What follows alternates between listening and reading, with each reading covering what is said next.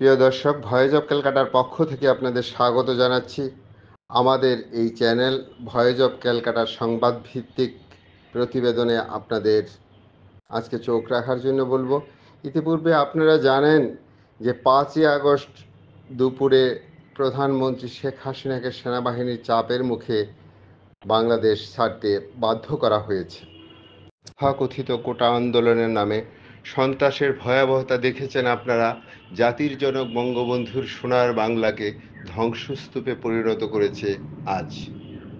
সারা দেশের মানুষের কাছে তার নেপথ্য আন্দোলনের ষড়যন্ত্রকে অন্ধকারে রেখে মূলত একদল বিপথগামী যুবক ও তাদের মাস্টারমাইন্ড আসিফ নজরুল আর বিদেশি প্রভুভক্ত ইউনূসের মতো ষড়যন্ত্রকারী তথাকথিত বৈষম্য বিরোধী আন্দোলনকারীরা বাংলাদেশকে ধ্বংসের মুখে নিয়ে গেছে। 5ই আগস্ট থেকে সেই ধ্বংসলীলা আজ অবধি অব্যাহত রয়েছে। বাংলাদেশের সবচেয়ে বড় অর্জন স্বাধীনতা ও মুক্তিযুদ্ধ। সেই স্বাধীনতা বিরোধী ঘাতক দালাল চক্রর বাংলাদেশের সবচেয়ে বড় অর্জন মুক্তিযুদ্ধ ও স্বাধীনতা। সেই স্বাধীনতা বিরোধী চক্র আজ মাথা তুলে দাঁড়িয়েছে। ৭১-এর ঘাতক দালালরা আজ বাংলাদেশকে ধ্বংস করার জন্য উঠে পড়ে লেগেছে।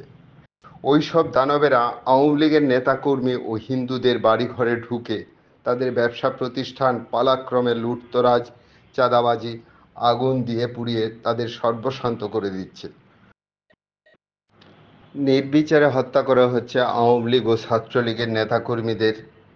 হিন্দুদের বাড়িতে আগুন জ্বালিয়ে তাদের মেয়েদের শ্লীলতাহানি করা হচ্ছে। আইন শৃঙ্খলা বলতে অবশিষ্ট কিছু নেই আর। দৃশ্যত সেনাবাহিনীর সামনেই এই ঘটনাগুলি ক্রমাগত ঘটে যাচ্ছে, কিন্তু তারা এই দানবদের বিরুদ্ধে কোনোই ব্যবস্থা নিচ্ছে না। সবচেয়ে দুঃখজনক ও নির্মমতা হলো জাতির জনক বঙ্গবন্ধু শেখ মুজিবুর রহমানের সংগ্রামী জীবন থেকে শুরু করে মুক্তিযুদ্ধের যাবতীয় স্মৃতি ও দলিল সংরক্ষিত বঙ্গবন্ধুর ভবনটি, অর্থাৎ ৩২ নম্বর যে জাদুঘরটি স্থাপন করা হয়েছিল, দেশে বিদেশে রাষ্ট্রনায়ক থেকে সর্বস্তরের নাগরিকরা পরিদর্শন করতে আসত।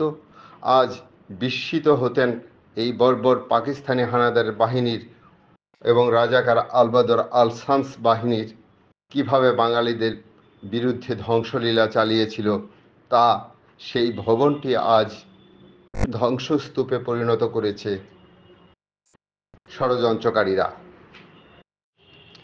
৭১-এর সেই পুরনো শকুন আবার জেগে উঠেছে বঙ্গবন্ধুর স্মৃতিবিজড়িত জাদুঘরটিতে। প্রিয় দর্শক, আপনারা ৭১-এর গণহত্যার ভয়াবহতা দেখেছেন।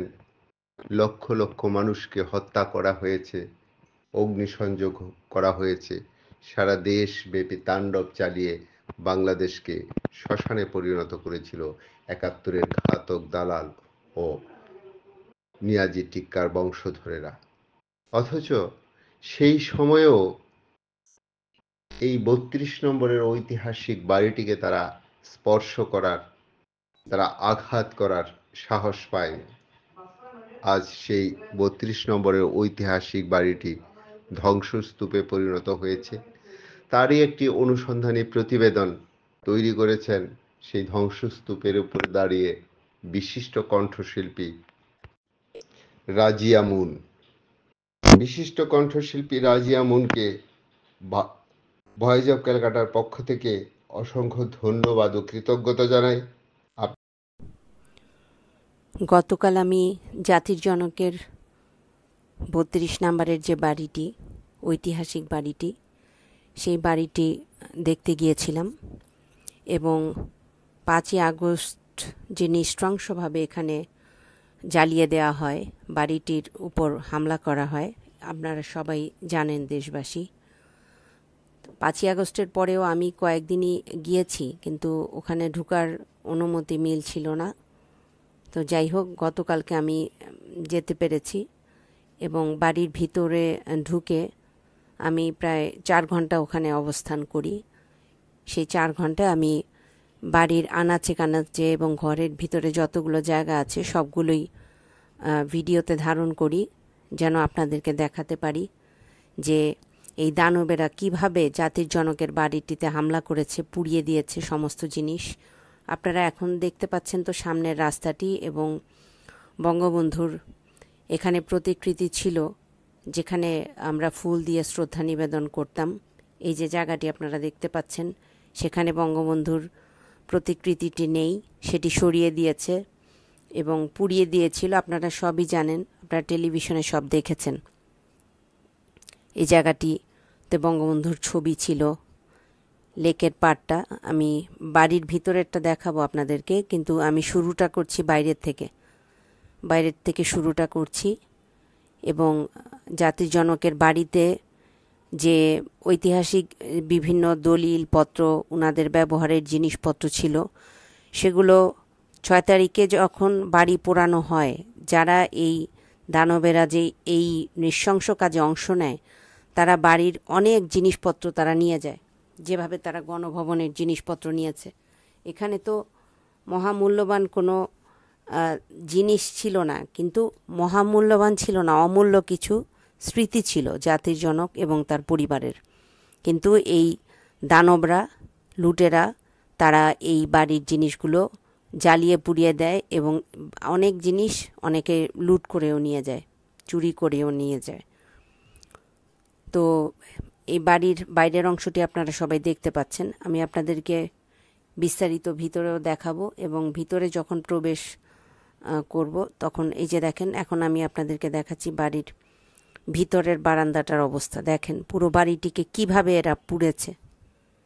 আমি প্রায় 4 ঘন্টা সেখানে অবস্থান করি। 4 ঘন্টা আমি যাই ভিডিও করেছি সেগুলো থেকে আপনাদেরকে আমি বিবরণ আমি যত ওখানে, এই যে এই ঘরটি দেখতে পাচ্ছেন, ছাদের অবস্থা দেখেন, ফ্যানগুলো পুড়ে দিয়েছে, সবই পুড়ে দিয়েছে। এবং যেই ঘরটি এখন একদম ছাইয়ে ভরা, ভস্ম হয়ে গেছে, আপনারা দেখতে পাচ্ছেন, এই ঘরটি ছিল জাতির জনক বঙ্গবন্ধু শেখ মুজিবুর রহমানের লাইব্রেরি রুম।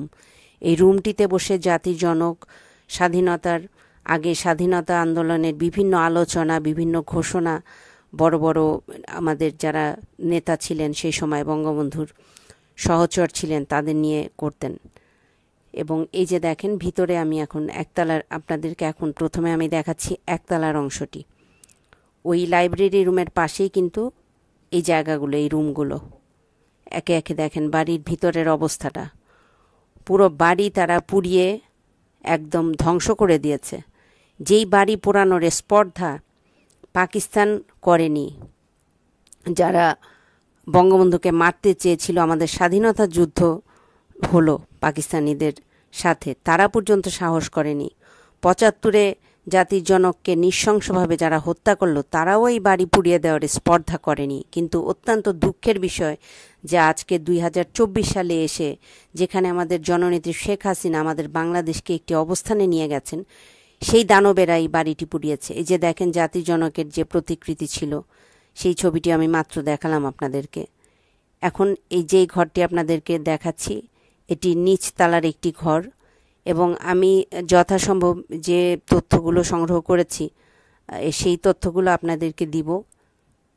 নিচে একটি ঘর আমাদের জননেত্রী শেখ হাসিনারও ছিল, মানে যখন উনি এই বাড়িতে থাকতেন ওনার বাবার সাথে, সেই ঘরটি আছে। এবং উপরেও আমি আপনাদেরকে বিস্তারিত আমি কিছু তথ্যসূত্র পেয়েছি, সেই সূত্র মতেই আমি আপনাদেরকে যত দূর আমি সম্ভব আমি ব্যাখ্যা করব। এই যে দেখেন জাতির জনকের প্রতিকৃতিকে তারা ভেঙেছে এবং পুড়িয়েছে।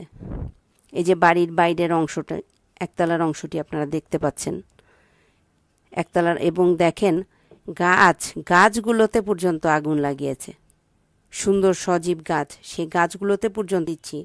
যারা বিভিন্ন সময়ে এই কাজগুলো নিয়ে গবেষণা করেছেন, সেই গবেষণার তথ্যসূত্রেই আমি আপনাদেরকে এই তথ্যগুলো জানাচ্ছি।